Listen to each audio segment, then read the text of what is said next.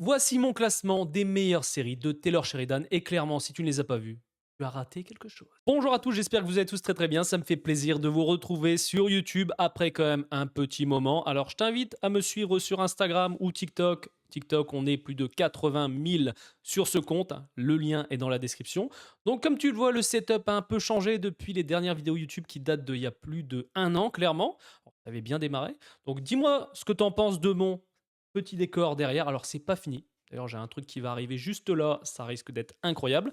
Mais revenons au sujet de cette vidéo. Aujourd'hui, on va parler des meilleures séries de Taylor Sheridan. Je vais te donner mon classement, donc on va faire un top 7 ou top 7 of Taylor Sheridan. Yes, mon anglais est toujours aussi incroyable, je parle toujours autant. Mais dis-moi dans les commentaires si tu as le même classement que moi et ce que tu en penses de Taylor Sheridan, parce que clairement, pour moi, c'est le meilleur showrunner de ces dernières années. Comme tu le sais, Taylor Sheridan, avant d'être le showrunner le plus connu d'Hollywood en ce moment, c'était un acteur. Il a notamment joué dans la série Sons of Anarchy et il a réussi à imposer son style. Il a sorti Yellowstone, qui est un véritable carton, tous ses spin-offs 1923, 1883, etc. Il a créé un vrai empire sur Paramount+. Clairement, la plateforme Paramount+, c'est grâce à Taylor Sheridan qu'elle fonctionne aussi bien quand tu vois la quantité de séries qualitatives qu'il a pu faire sur la plateforme.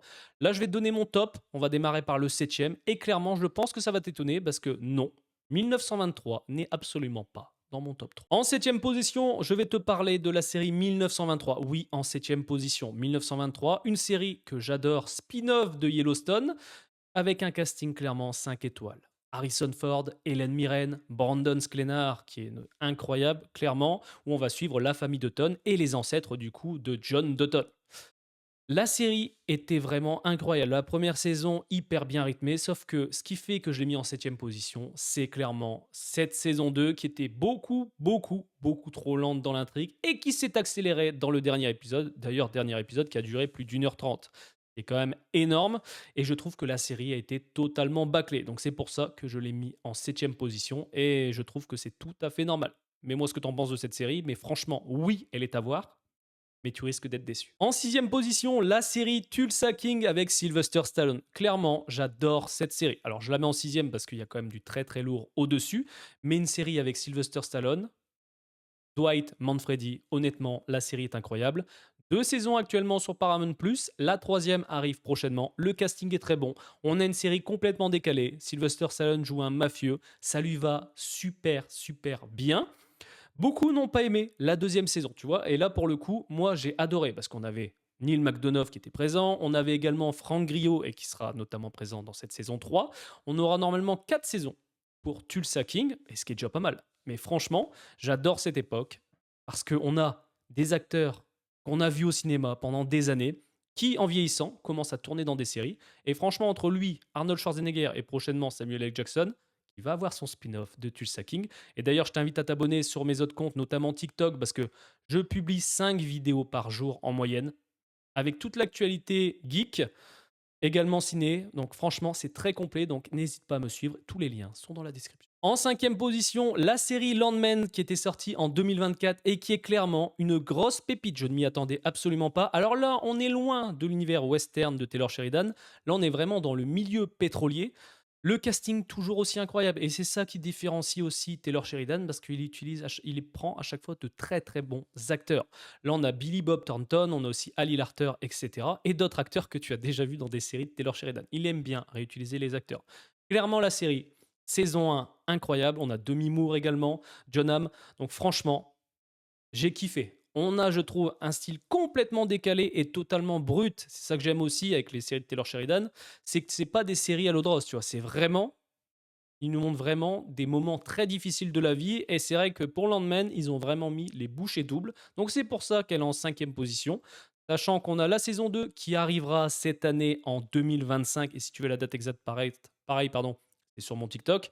Mais franchement, la série va cartonner. J'espère qu'on aura d'autres saisons encore, mais franchement, c'est un gros coup de cœur et je m'y attendais absolument pas. En quatrième position, le spin-off de Yellowstone 1883. Et quel coup de cœur! Honnêtement, visuellement, c'est magnifique. L'histoire aussi, là, on a vraiment les ancêtres des Dutton, comment les Dutton sont arrivés, etc.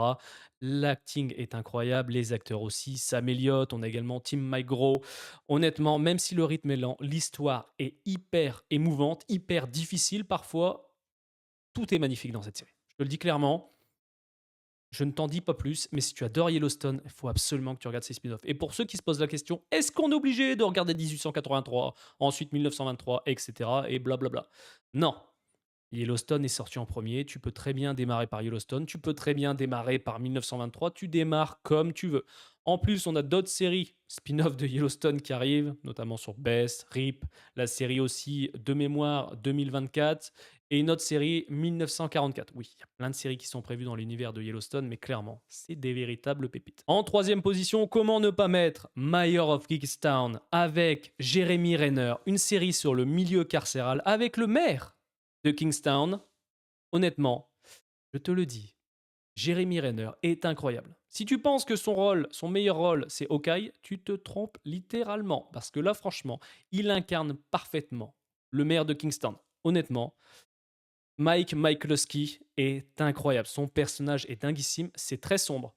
C'est très violent. Là, on a quand même 3 saisons. La troisième est sortie un peu plus tard parce que, comme tu sais, l'acteur s'est blessé grièvement. Mais honnêtement, la saison 4 va être dinguissime. Je te le dis clairement. Si tu as adoré les 3 premières saisons, là, ça nous annonce du lourd. En plus, la saison 4 est terminée. Et elle sort également cette année. La deuxième, l'un de mes plus gros coups de cœur de 2024, Opération spéciale Lioness. Pareil, c'est sur Paramount+, toutes les séries que je te donne sont sur Paramount. Mais clairement, mais quelle pépite. Avec Zoé Saldana, Nicole Kidman, je peux t'assurer, hein, quand tu regardes cette série ou quand tu vas te lancer dans cette série, tu te dis oui, c'est juste une série, voilà, avec une branche de la CIA, les Lions, voilà, en gros, c'est des opérations qui sont faites avec des Lions qui sont intégrés dans la famille d'un terroriste pour tuer ce terroriste. Elles vont sympathiser avec leurs femmes, etc. Donc c'est tout un milieu d'infiltration. Le casting est incroyable, mais tu as une intensité, je trouve. La saison 1, j'ai surkiffé. Saison 2, pareil. Et là, en plus, je sais pas, avoir Zoé Saldana, elle a un acting, tu la découvres encore plus, je trouve. Alors, beaucoup la connaissent juste pour Les Gardiens de la Galaxie ou pour Avatar. Honnêtement, elle est bien plus que ça et je peux t'assurer, c'est dingue. On a également Taylor Sheridan qui fait une petite apparition dans cette série. Et pour la saison 3, on a l'acteur Ian Bohen que tu connais notamment pour Yellowstone ou également pour Teen Wolf, jouant Peter Hale. Donc franchement, la série Opération spéciale Lioness, tu n'es pas obligé d'adorer les films de guerre. Là, on est plus sur des missions d'infiltration, sur l'entraînement, etc. Je te le dis, c'est très dur. On n'est pas sur une série à regarder comme ça. Il y a des moments quand même, faut s'accrocher, je te le dis clairement, mais ça nous montre un peu la réalité, surtout que le programme Lioness a véritablement existé aux États-Unis pendant 2 ans. Et tu te doutes bien, en première position, et c'était logique, Yellowstone. Yellowstone reste pour moi actuellement, dans toutes les séries de Taylor Sheridan, l'une des meilleures séries. Et je dirais même plus, elle est clairement dans mon top 5 des meilleures séries que j'ai pu voir ces dernières années. C'est mon gros coup de cœur. Il y a tellement de personnages cultes. Déjà, avoir Kevin Costner. Kevin Costner dans une série, c'est dinguissime, mais il y a tellement de personnages. John, Rip, Bess. L'acting est dingue. Cole Hauser, je le surkiffe en Rip. Kelly Riley en tant que Bess Dutton, honnêtement, là c'est sur le ranch Dutton, sur comment ils font pour préserver leur terre, ce qu'ils doivent faire. On n'est pas sur un truc où tu te dis que voilà, ils sont gentils, voilà, ils veulent juste protéger leur terre. Non, non, on est vraiment sur un milieu qui est très dur. On est vraiment dans une série un peu western, tu vois, où tu vois des cow-boys évoluer et ce qu'ils sont prêts à faire pour sauver ce ranch. Kevin Costner est incroyable. Honnêtement, dinguissime. Alors oui, il y a eu pas mal de controverses, notamment sur le fait que sur la deuxième partie de la dernière saison, il n'est pas là parce que tout simplement l'acteur a arrêté. Donc ils ont dû adapter l'histoire, ça a été un peu compliqué, mais au final, on a un bel hommage quand même à l'acteur. Le final est dinguissime et la suite va être dinguissime aussi puisqu'on va suivre Rip et Bess dans leur nouveau ranch qui normalement de mémoire va être au Montana. Donc voilà mon classement des meilleures séries de Taylor Sheridan. Mets-moi dans les commentaires le tien. Alors je le précise, c'est la reprise YouTube, donc c'est normal que parfois ça paraît un peu fouillis. Il faut savoir que là c'est la reprise. Le setup va encore évoluer, c'est-à-dire que là je suis en cours. Je te ferai peut-être une vidéo de setup d'ailleurs, parce que là je vais avoir un unboxing en plus que tu retrouveras sur TikTok. Là j'ai mon meilleur ami qui m'a acheté un truc de dingue qui va aller dans le coin du mur là, espérant d'ailleurs que ça passe. J'ai aussi un setup pour le gaming, j'ai aussi un autre écran qui va arriver, voilà, caméra, comme tu le sais, là, il y en a une nouvelle qui est arrivée.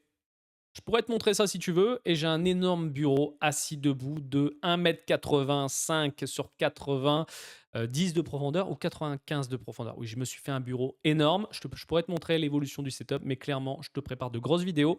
La prochaine, ça sera sur les sorties ciné. Alors, je ne sais pas dans quel ordre, selon le temps que j'ai, mais je vais essayer de te faire une vidéo par semaine, te faire aussi les sorties du mois sur toutes les plateformes de streaming plutôt que de faire sur Netflix, etc. Mais franchement, je te prépare énormément de contenu, donc n'hésite pas à t'abonner si tu en veux encore plus.